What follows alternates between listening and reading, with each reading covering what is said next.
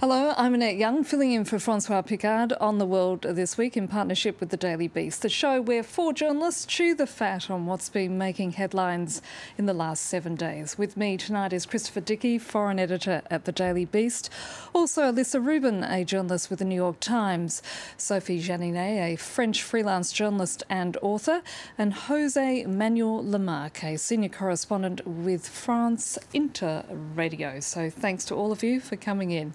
So, after weeks and weeks of speculation, on Monday we finally got a taste of what Robert Mueller's FBI investigation into possible collusion between Moscow and the Trump presidential campaign has indeed been up to. Firstly, there was the revelation that a former Trump foreign policy advisor, George Papadopoulos, was informed in April last year by a Russian contact that Moscow had indeed obtained thousands of emails containing dirt on Hillary Clinton, having made the question of collusion that much more urgent. This as former Trump campaign chairman Paul Manafort turned himself into federal authorities to face charges including conspiracy, tax evasion and money laundering.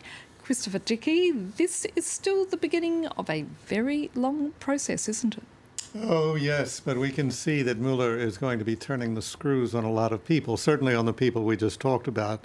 Manafort and his associate Gates, they're going to hang, basically. The charges against them for money laundering and all kinds of offenses, they're allegations, of course, but they're very, very detailed, and they're going to have a lot of trouble getting out of those charges, which is exactly what Mueller wants, because he wants to tighten the screws on them and make them talk, in fact, about collusion with Russia, whatever they knew about it, and they were in the best position to know about it.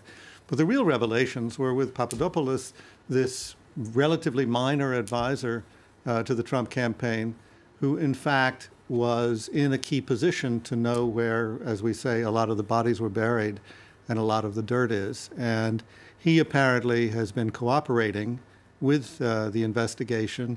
And there's a lot of speculation that he was, as we say, wearing a wire, recording conversations. So yeah, it's going to be a long process, and I think it's going to be one that has a lot of revelations. Alyssa, the stakes for Donald Trump and the country could not be higher. Well, I certainly think that's true. There's one small problem, which is that the country doesn't seem to take this quite as seriously, and the people who support him don't take it quite as much to heart as many in Washington do, although there has been a sort of steady erosion of his support in the polls, and it seems this week that there was quite a bit of support for Mueller's tactics and what he's come up with. I think the fact that there have been pretty clear examples of Trump and also Jeff Sessions today, it was made very clear, of lying blatantly. It's taking a toll on a person, on a leader who had previously has somehow managed to seem to have a bit of Teflon in his presentation. Jose Manuel, as soon as the word got out on Monday, the knives were also very much sharpened when it came to Robert Mueller. I mean, all of a sudden we started to hear about, how long could he last in the job? We don't know how long could he last in the job. The first thing I see is, and I note, is the man who came in from the cold. There's always the kind of subject that Clinton or Trump in the United States with Moscow. That never happens with Moscow, It's like a tropism for the United States. Who is the spy? What does Moscow? Always the same thing, I don't know how it'll last, but I think that it's a little bit quite more heroic for the United States. I do remember that the case, if you remember, in the 80s, the case of the Russian embassy in Washington, was the same. The Russian embassy was up at the White House. Of course, they were spying the United States. It's always a real ghost, a Russian ghost in the White House. That's what I note over this case. Sophie, watching this from the other side of the Atlantic, I mean, there is a chance that Donald Trump could be charged, but the reality is he still at this moment has the support of the Republicans. And if there was any move to impeach him, the odds are that the Republicans in the Congress would make it very hard for that to actually occur. Well, I don't feel like it's the first time that we have the impression that something is on the verge to happen and that maybe we could, I don't want to use the expression get rid of, it wouldn't be appropriate, but maybe... Oh, yes, it would. Yeah? Okay. Thank you. It's Friday evening. All bets are off, Sophie. Great. So we had this impression several times, and there is always, like, every week brings a new accusation. I've heard also about psychologists signing a paper saying that he's not fit even to be on the job.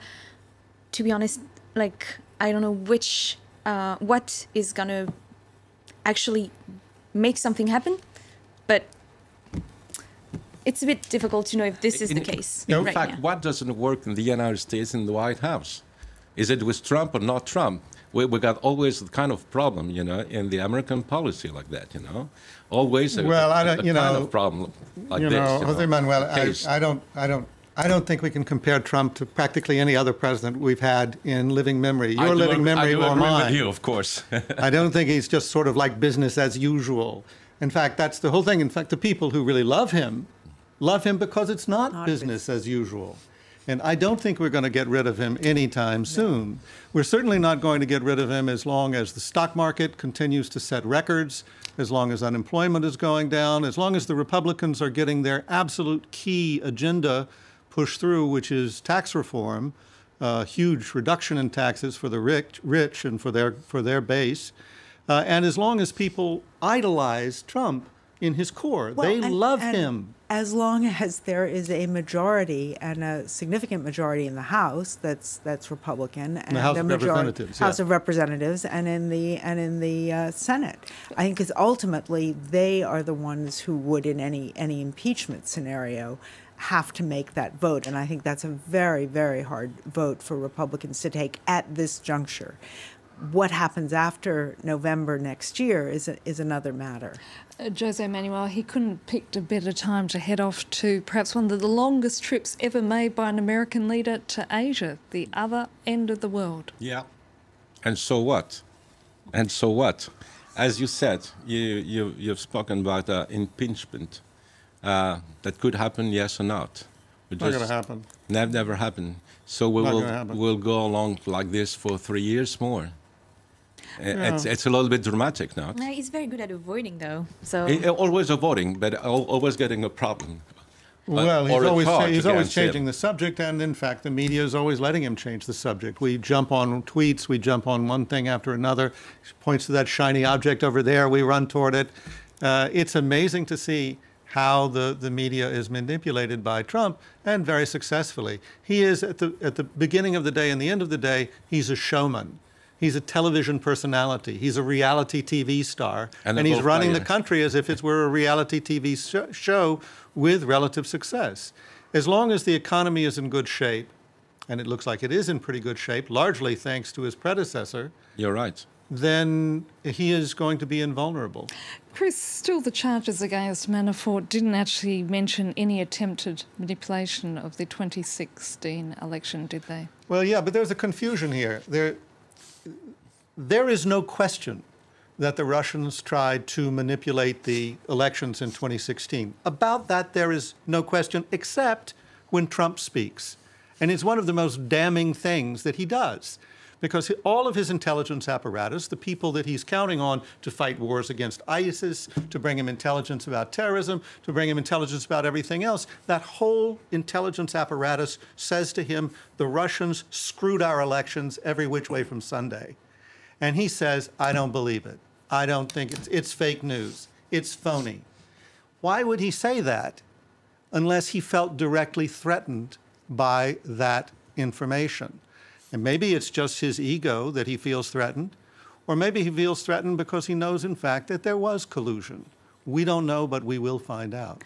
OK, well, moving on, and once again, Manhattan was rocked this week with another act of terrorism. 8 people having died and at least 11 others been injured and being treated at a hospital after the driver of a pickup truck crushed pedestrians in a bike lane in Lower Manhattan. 5 friends from Argentina celebrating the 30th anniversary of their high school graduation were among those killed. This as clues have emerged showing the radicalisation of the suspect, Sayfullo Sayapov, also an Uber driver. Chris, it was the turn of the Americans this week to learn about Uzbekistan. And I don't think they learned very much about Uzbekistan. I think the important thing to understand is that this guy was not that this guy was an Uzbek. It is that this guy was radicalized in the United States by remote control. He essentially picked up the how-to manual, the do-it-yourself manual for terrorism that has been put out by the so-called Islamic State. And it's on the web. We've looked at it. Lots of people have looked at it. And he followed it to the letter. It's not like he even used any imagination. He got the kind of truck they suggested. He found the kind of target they suggested. He did the timing they suggested. Everything. Turned it into a mower, they said, in the ISIS manual. And that's exactly what he did. Alyssa, President Donald Trump warned in the last few hours that the Islamic State group will continue to pay a big price after claiming responsibility for this attack. But there are some in Twitter sphere who are asking, where was the same energetic response when the Las Vegas shooting happened? Well, I think that's certainly was something that occurred to many people. He had President Trump had a very quick remedy, which was to end the visa lottery program for immigration, which is something which has brought many talented people to the United States, and people think very highly of many aspects of it. But there was not really a call for a change in legislation after the Las Vegas killer went to the 32nd floor and fired, sequences of shots with an unprecedentedly strong or sort of refurbished or carefully furbished weapon. And I think that one can't help but notice that. There's an element of, when it's the other, when it's seen as someone who's Muslim, who's not white, who's a stranger, it's very easy to make those condemnations. But I think most people feel that these, and we saw this in Nice, we've seen it in Germany. These are attacks that are hard to defend against in a society where you want to have a sense of freedom. And so how much do you compromise? And Sophie, talking about that, because France obviously having experienced those attacks, I mean, this is the thing, this is part of modern day life, isn't it? It sadly has become. It is for anyone who has friends, relatives abroad, whether it's in Europe or in the US or wherever. You always turn on your phone in the morning with the fear that you're going to have to text someone and say, are you okay? It was highly shocking to me, and I think to all of us the first time that it happened. But then all of a sudden it's starting to become a thing, and it's just part of our daily lives. Mm. And that's what happened to me. I got called my daughter because I didn't know if she was in Montreal or New York. I sent directly a Viber, where are you? What's happening? And it's also, Christopher, that we look at the statistics, the figures of those who lost their lives. I mean, the lower it is, the less importance it seems to... well, it has to do with location, too, that it took place in Lower Manhattan, not far from the ground zero in 9/11. That's all very important. And that was carefully calculated, I'm sure, by the terrorist who carried out that attack.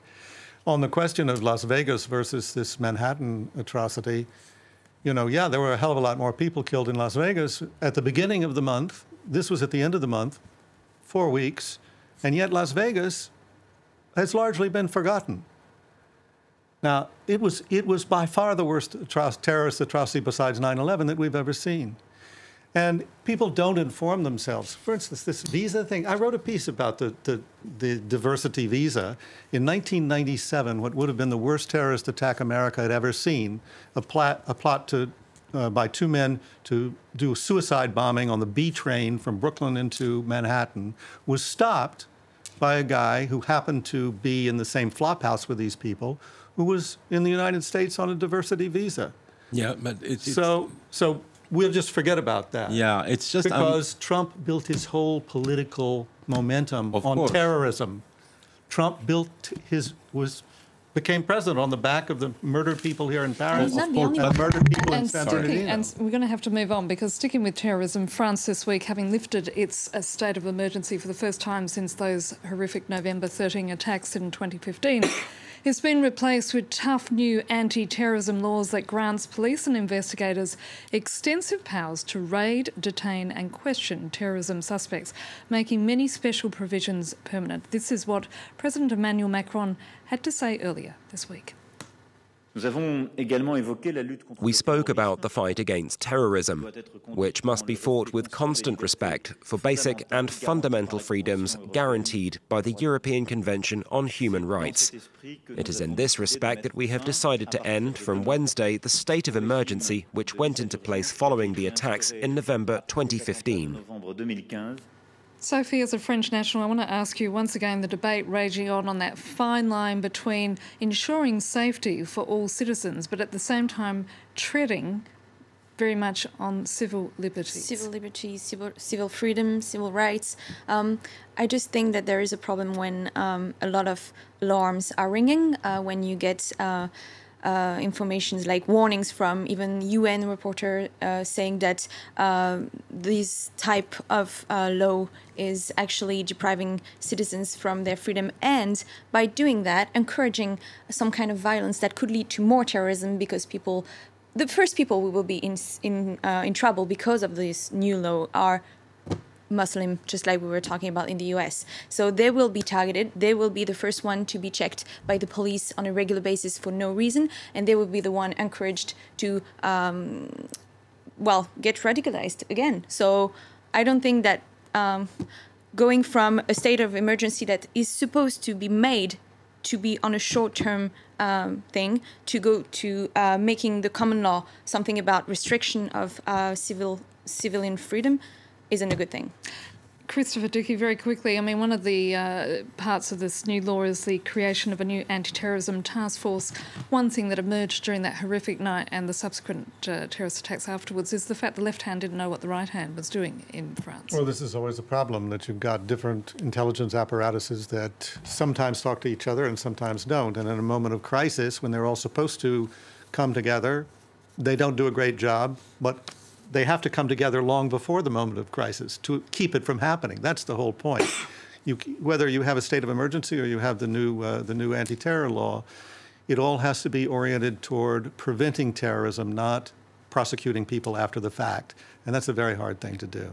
Yes, but preventing terrorism, we do have to remember that 10 years ago, the former governments, they cut in the budget of the army, of the police and the gendarmerie. They are very weak now, and now we have to put a lot of money for these forces, plus the intelligence. We have 2, 3, 4 intelligence services in France, and we have to fill their budget much more than it is, because it's very important for our security now. At this point, I'm afraid we're going to have to just hit the pause button. We'll be back after a short break with the second part of The World This Week. Do stay with us.